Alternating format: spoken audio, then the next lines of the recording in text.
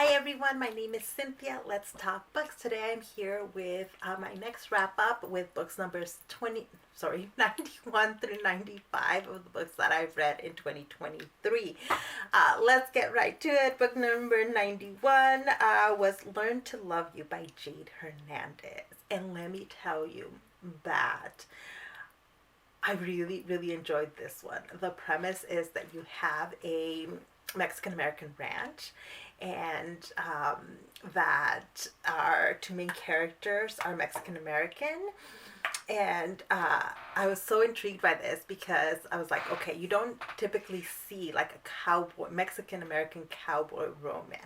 And I was very intrigued by it here. The only other Mexican American cowboy romance I'd read was by Sabrina Soul, and I really, really enjoyed it. So I was hoping that this one was going to be at least just as good, and I was not disappointed. So in this one, we have a hero who is the oldest son, and he is meant to take over his family's ranch. His dad has worked really hard to make this ranch a success, has made it a success, but there's room for growth, except that the hero doesn't want to do that. He has other plans, the other things he wants to do with his life. He's secretly been taking college classes and about to get his degree, and his family does not know. So there's quite a bit of drama around that, and it is one of those things where like you're just thinking like, oh goodness, why just tell your family? Like, are they really going to be that mad at you? And here's the thing, this is where like the understanding of Latino culture might be important too, because it's very easy to dismiss this, but even though this is not the experience in my family, I feel like this is just a plot that is, or a conflict that is really common in a lot of Latino families. Not in all of them, but in a lot of them, where there are clear expectations, especially when a family business is there, it's in existence. And here, our hero Junior just cannot, like, he this is a huge hurdle for him, like talking to his father about his goals and what he wants to do in life. And the father is the typical kind of Mexican father, like really hard-headed. He knows what his what he's been working towards. He's built something, and his son is going to continue, and he's extremely hard on his son, very, very hard. Again, this was not my experience with my family, but I think it's very similar to my dad's experience with his father.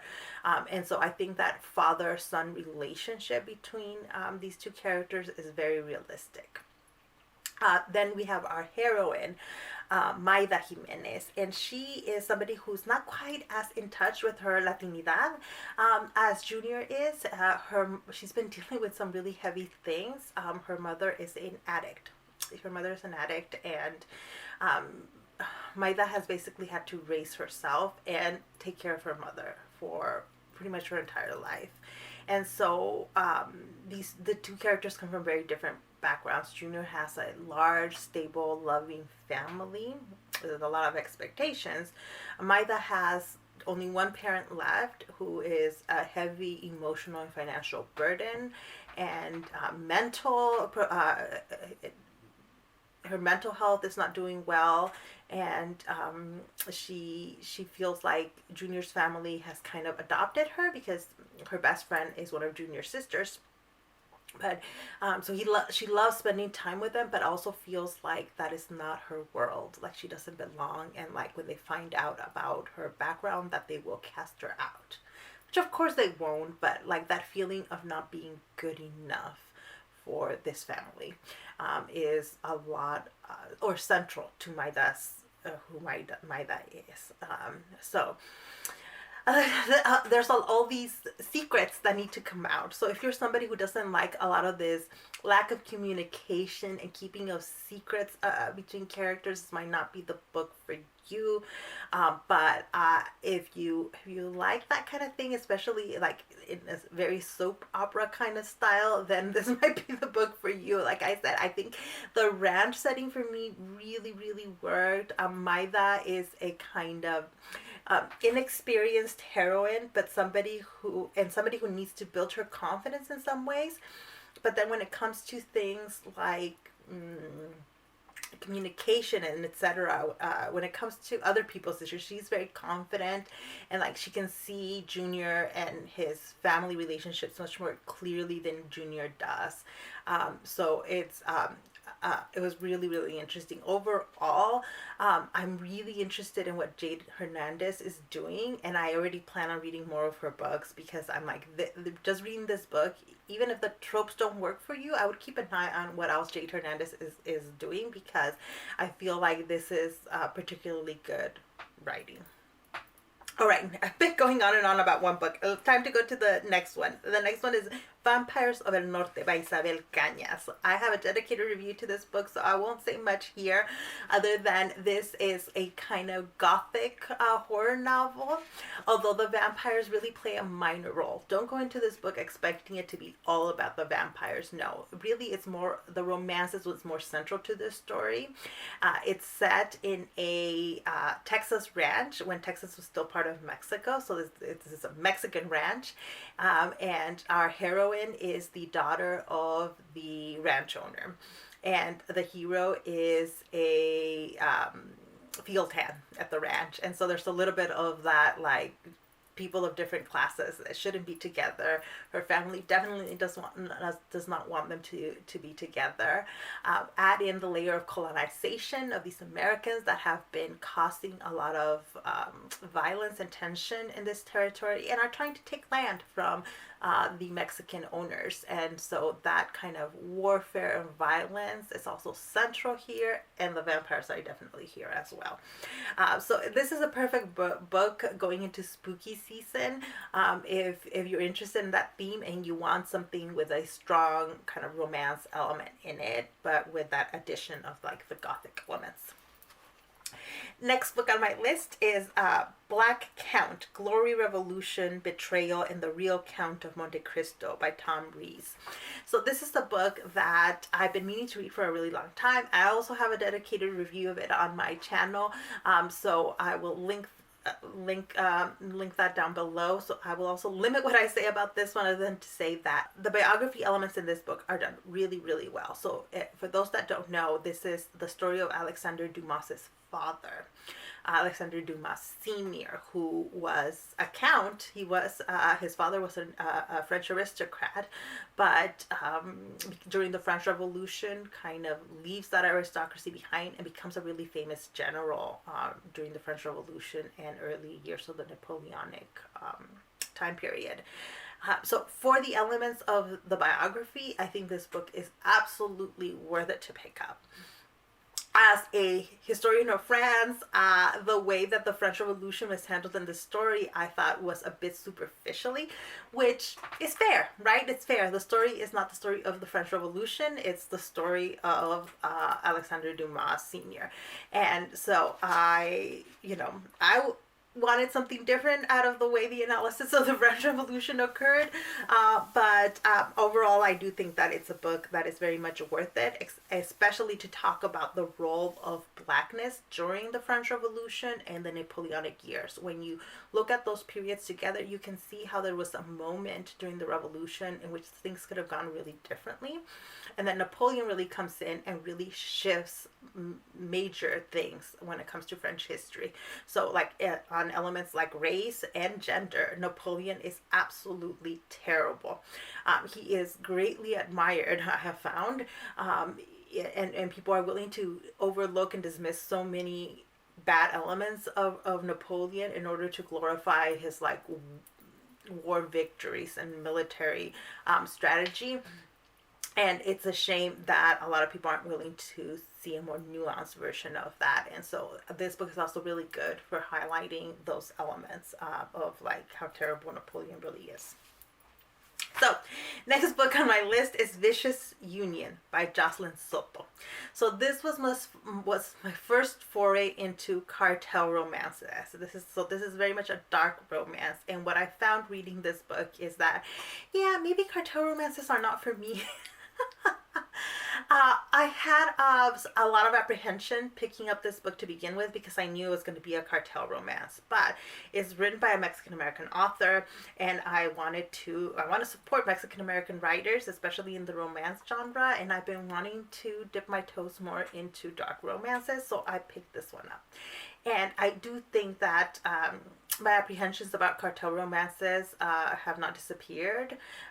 Part of the issue for me is, are we romanticizing cartel violence and the cartels in general when we make that the central plot of a romance? Because at the end, we want the hero and the heroine together, right? There has to be that element. And dark romances require that the hero and or the heroine have irredeemable qualities. They will not be redeemed, right? And this is very much the case here. When we meet the hero, he is torturing someone and kills someone, and throughout the story he is killing people and is in fact initiating quite a bit of violence. Once he meets the heroine, a lot of the violence that he is doing is in protection of the heroine.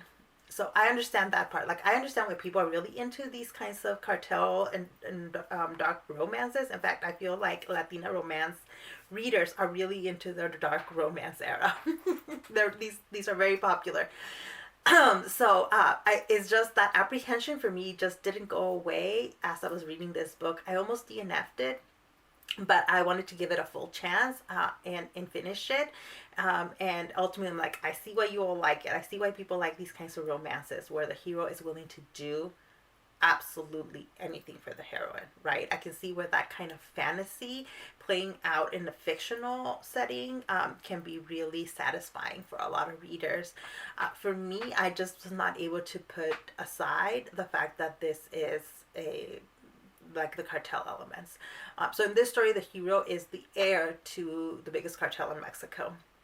He is in Las Vegas to finalize a deal that he's been working on putting together. And there he meets the heroine. The heroine has just broken up with her loser ex-boyfriend, and her friend has brought her to Vegas to kind of let loose because she's really uptight. She's a school teacher. She very rarely lets loose, and this is like their chance to let loose and kind of get over this horrible breakup.